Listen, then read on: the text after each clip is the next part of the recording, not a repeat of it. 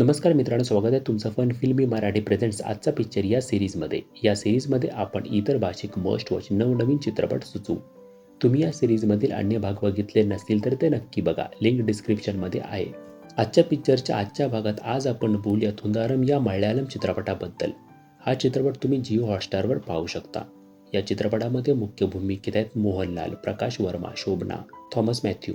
या चित्रपटाचे दिग्दर्शक आहेत एम रंजित. तर पहिला बोलूया स्टोरीबद्दल. बेन्झमध्ये षण्मुगम हा एक प्रेमळ, आदरयुक्त लोकल टॅक्सी ड्रायव्हर असतो. तो, त्याची 2 मुलं आणि बायको असा त्याचा परिवार आहे. त्याचं त्याच्या टॅक्सीवर खूप प्रेम असतं, इतकं की तो त्याची टॅक्सी कोणालाही चालवू देत नाही. एके दिवशी त्याला समजतं की एका प्रकरणात पोलीस त्याची टॅक्सी जप्त करतात.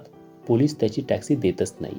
पुढे असं काही घडतं की पोलीस त्याची टॅक्सी देतात, पण एका हत्येमागे बेन्झकडून त्याची मदत घेतात. बेन्झ काही न करता पोलिसांच्या जाळ्यात अडकतो. त्याच हत्येसाठी आपण पोलिसांची साथ दिली अशी अपराधीपणाची भावना त्याच्या मनात निर्माण होते. मग पुढे बेन्झ विरुद्ध पोलीस असा संघर्ष सुरू होतो आणि यात बेन्झचं पूर्ण कुटुंब भरडून जातं. आता असं काय घडतं, बेन्झ कसा अडकतो आणि बेन्झ पोलिसांना धडा शिकवतो का, हे जाणून घेण्यासाठी तुम्हाला क्राईम थ्रिलर पाहावं लागेल. आता बोलूया अशा पॉईंट्सबद्दल ज्यामुळे हा चित्रपट खास ठरतो. या चित्रपटात पोलिसांची ब्रुटॅलिटी दाखवली आहे. त्यांच्याकडे इतकी पॉवर असते की ते कोणालाही कधीही अडकवू शकतात. त्यात एखादा सणकी पोलीस ऑफिसर जर असेल तर तो काय काय कांड करू शकतो तेही त्याच्या पूर्ण कारकिर्दीत याचं चित्रण आपल्याला इथे बघायला मिळतं. ओव्हरऑल कथा चांगली आहे. सस्पेन्स असं जास्त नाहीये.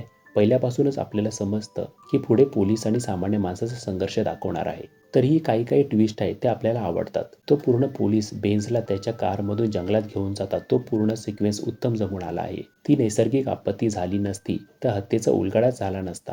त्यानंतर अभिनयाच्या बाबतीत हा चित्रपट सुंदर आहे. मुख्य विलन जॉर्ज यांनी जे काम केलं आहे ते कमाल आहे. काही काही सीन्समध्ये ते तर मोहनलालला सुद्धा खाऊन टाकतात.